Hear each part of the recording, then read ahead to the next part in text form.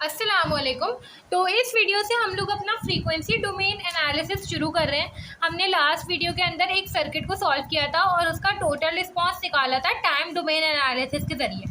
अब हमें वही काम फ्रीक्वेंसी के ज़रिए करना है। फ्रीक्वेंसी के लिए हम लोग लैप्लास ट्रांसफॉर्म का यूज़ किया करेंगे।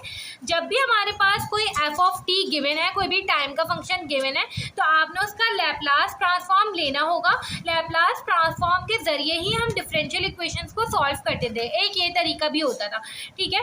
तो लैप्लास ट्रांसफॉर्म को जैसे आप उसको ट्रांसफॉर्म कर देंगे तो वो एफ ऑफ एस में आ जाएगा, ठीक है। एफ ऑफ एस में लाने के लिए आपके पास ये फॉर्मूला यूज़ होता है। आपको जो भी फंक्शन गिवन है और आपको उसका लैप्लास ट्रांसफॉर्म निकालना है, आप वो यहाँ पे पुट करें E minus S T D T, ठीक है, 0 टू ये हमारे पास हो जाएगा इन्फिनिटी। अब एस की वैल्यू के अंदर फ्रीक्वेंसी मौजूद होती है, ठीक है, इसलिए हमारे पास फ्रीक्वेंसी डोमेन भी कहलाती है। तो ये हमारे पास सिंपल हो गया। अब इसके लिए आपको ज़्यादा जो है हर जो फंक्शन है उसका ये फॉर्मूला अप्लाई करके निकालने की ज़रूरत नहीं है। ये आपकी बस कॉमन नॉलेज के लिए है कि अगर आपको फॉर एग्जाम्पल किसी फंक्शन का लैप्लास नहीं याद आ रहा तो आप इस फॉर्मूले से निकाल लें, ठीक है। मगर लैप्लास के जो सारे फॉर्मूलाज हैं आप उसको याद करें। अगर आपके पास डेल्टा ऑफ टी होता है तो उसका लैप्लास 1 होता है, यू ऑफ टी होता है तो उसका लैप्लास 1/s होता है, यू ऑफ माइनस टी हो जब भी 1/s होता है, ई माइनस ए टी हो अगर तो वो 1/s ओवर एस प्लस ए होता है, ई ए टी हो तो 1/s माइनस ए होता है। यू ऑफ टी यहाँ पे लिखे ना लिखे इससे फ़र्क नहीं पड़ता। यू ऑफ टी के रिस्पेक्ट में ही हम सारी चीज़ें देख रहे हैं। अभी जो हमारे पास क्वेश्चन गिवन है उसमें भी इनपुट यू ऑफ टी मतलब टी ग्रेटर दैन 0, इसलिए मैंने यहाँ पे यू ऑफ टी लिखा हुआ है, ठीक है। तो सिंपल आपने बस ये फॉर्मूला याद रखना है।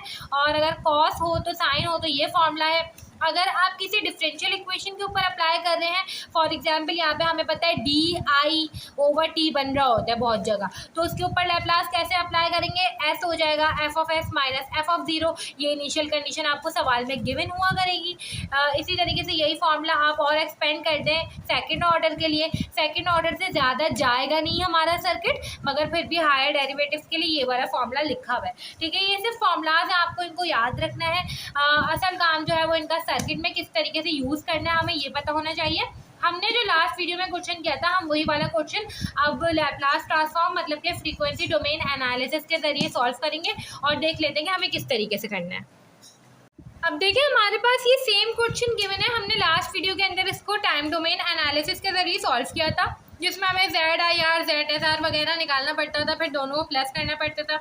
अब यहाँ पे फ्रीक्वेंसी डोमेन एनालिसिस है। हम ये देखेंगे लैप्लास से ये क्वेश्चन बहुत ही इजी हो जाएगा और बहुत ही कम स्टेप्स में सॉल्व भी हो जाएगा।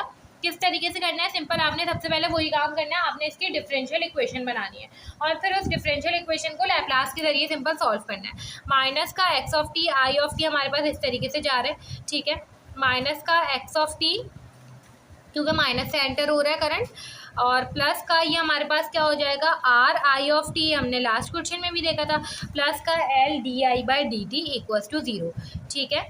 अब एक्स ऑफ टी को हम दूसरी साइड पे ले जाएंगे तो ये हमारे पास हो जाएगा R I of T plus का L D I T over का D T equals to X of T. अब कहीं ऐसा ना हो कि हम लोग यहाँ पर भी इसको 0 कर दें।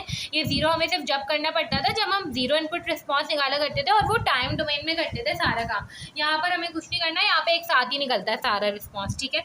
तो सिंपल आर और एल की वैल्यू पुट करें, 1 1 है तो ये हो जाएगा I T equals to D I T over का D T. X of T की वैल्यू पुट करें ई माइनस का 4t यू ऑफ टी, ठीक है। ये हमारे पास इक्वेशन 1 हो गई। अब इस इक्वेशन पे आपने सिंपल क्या करना है, लैप्लास ट्रांसफॉर्म को अप्लाई करना है। लैप्लास ट्रांसफॉर्म को अप्लाई करने के लिए हमें पता है जो सारे टी के फंक्शन है वो किस रिस्पेक्ट में आ जाएंगे, एस के रिस्पेक्ट में आ जाएंगे।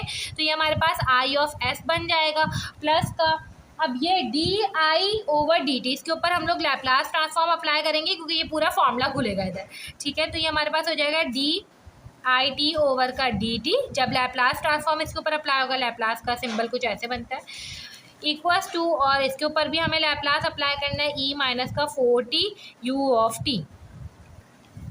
अब देखिए ई माइनस का 4t यू ऑफ टी, ये हमारे पास कौन सा फॉर्मूला है, ई माइनस का A T U of T, ठीक है। क्योंकि हमें पता है कि हमेशा यू ऑफ टी लिखा हुआ होगा, इसलिए यू ऑफ टी के रिस्पेक्ट में ये फॉर्मूलाज को समझे। तो ये हो जाएगा 1/s प्लस ए, मतलब जो कांस्टेंट है यहाँ पे वो प्लस के साथ आ जाएगा। तो इसका लैप्लास हमारे पास सिंपल हो जाएगा 1/s प्लस 4, माइनस के साथ जो कांस्टेंट है वो यहाँ पे प्लस के साथ आ गया, ठीक है। और L D I by D T हमारे पास किसके बराबर हो जाएगा, ये देखें, ये हमारे पास हो जाएगा एस आई ऑफ एस, देखें ना, ये अगर डी आई टी ओवर का डी टी है, ठीक है, तो ये हमारे पास हो जाएगा S I of S minus का आई एट ज़ीरो माइनस, है ना। तो यहाँ पे सिंपल मैं इसको अप्लाई कर देती हूँ, ये हो जाएगा प्लस का एस आई ऑफ एस और ये हो जाएगा हमारे पास माइनस का I at zero minus I of S. अब देखिए आई एट ज़ीरो माइनस हमें सवाल में गिवन है, अब हमें सिंपल इसको पुट करना है, तो ये हमारे पास हो जाएगा आई ऑफ एस, यहाँ से कॉमन निकाल लें, ये हो जाएगा एस प्लस वन,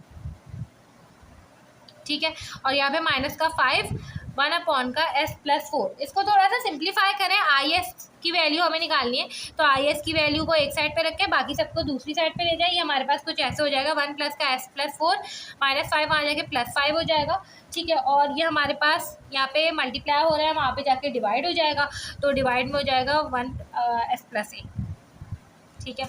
तो ये अगर हम थोड़ा सा सही करके लिखें तो ये हो जाएगा 1 ओवर का एस प्लस 4 प्लस का 5, ये डिवाइड हो रहा है, अगर मैं इसको मल्टीप्लाई में करूँ तो रेसिप्रोकल के साथ आ सकता है, ठीक है।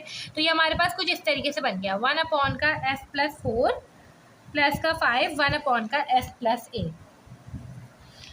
अब देखिए, अब हमें इसको सॉल्व करना है, यहाँ पे इसका एलसीएम ले, आई ऑफ एस ये हमारे पास बराबर हो जाएगा 1 अपॉन का S plus 4 S plus 1 plus का 5 अपॉन एस प्लस 1। आपके पास कुछ इस तरीके की एक्सप्रेशन आ गई है। अब देखिए हमारे पास सिंपल आई ऑफ एस का जो आंसर आया था वो कुछ ये था 1 अपॉन का एस प्लस 4 एस प्लस 1 और प्लस 5 ओवर का एस प्लस ए। अब ये हमारे पास ऐसी टर्म बन गई है जिसको हम लोग वापस से सिंपल टाइम डोमेन में लिख सकते हैं, ठीक है, मगर हमारे पास ये वाली जो टर्म है ना ये नहीं लिखी जा सकती। देखिए भाई 1 अपॉन का जो एस प्लस ए है ना उसका हमारे पास ई के रिस्पेक्ट में टाइम डोमेन में हम लोग वापस से इसको कन्वर्ट कर देंगे, इन्वर्स लैप्लास कर देंगे, मगर हमारे पास कोई ऐसी टर्म नहीं है 1 अपॉन का एस प्लस ए इंटू एस प्लस बी, कुछ इस तरीके का नहीं है। तो आपको ऐसी जो सिचुएशन होती है इसमें आपको पार्शियल फ्रैक्शन लेना पड़ता है, तो पार्शियल फ्रैक्शन हमें लेना आता है 1 प्लस का एस प्लस 4 एस प्लस 1 बराबर हो जाएगा ए प्लस का एस प्लस 4 प्लस का बी ओवर का एस प्लस 1।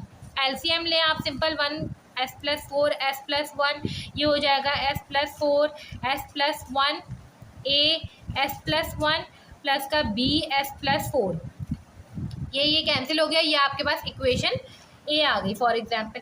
अब यहाँ पे एस की वैल्यू एक निकल के आ रही है -4 और एक निकल के आ रही है -1, तो एक दफ़ा -4 पुट करें एक दफ़ा -1 पुट करें, आपके पास ए और बी की वैल्यूज़ निकल के आ जाएंगी। ए की वैल्यू आ गई -1/3 और बी की वैल्यू आ जाएगी 1/3, ठीक है। अब सिंपल ये वाली जो टर्म है ये आपके पास कैसे हो जाएगी, माइनस का 1/3 ओवर का एस प्लस 4 प्लस का 1/3 ओवर का एस प्लस 1 और प्लस का 5 ओवर का एस प्लस 1, ये आपके पास बराबर आ गया आई ऑफ एस के।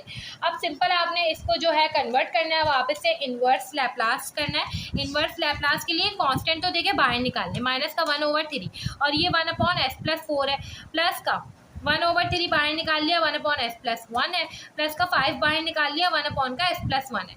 1 अपॉन एस प्लस 1 कब आएगा, माइनस का 1/3, ये जब आएगा जब हमारे पास ई और ये चीज़ माइनस में होती है ऊपर, माइनस का ए टी, मतलब ई माइनस का ए टी बराबर होता है ना हमारे पास 1 ओवर का एस प्लस ए के, तो 1 ओवर एस प्लस ए है तो ए अब यहाँ पे माइनस के साथ आ जाएगा और टी आ जाएगा, प्लस का 1/3 ये हो जाएगा ई माइनस का टी और ये हमारे पास हो जाएगा प्लस का 5e और माइनस का टी, और क्योंकि पूरा फंक्शन हमें पता है सारे ई कैसे होते हैं यू ऑफ टी के साथ होते हैं।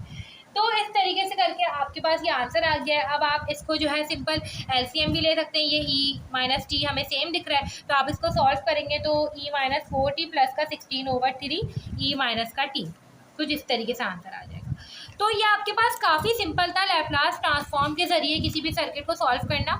आपने कुछ भी नहीं करना, आपने सिंपल पहले उसकी डिफरेंशियल इक्वेशन बनानी है और जैसे डिफरेंशियल इक्वेशन के कोर्स में भी हम लोग लैप्लास ट्रांसफॉर्म के जरिए अपनी इक्वेशन को सॉल्व किया करते थे, आपने वही काम यहाँ पर भी करना है। इक्वेशन को सॉल्व करें, आपके पास पूरा जो टोटल रिस्पॉन्स है फ्रीक्वेंसी डोमेन में वो निकल कर आ जाएगा, ठीक है। अब हम लोग नेक्स्ट वीडियो से जो ट्रांसफॉर्म नेटवर्क्स होंगे उनको स्टार्ट कर रहे होंगे।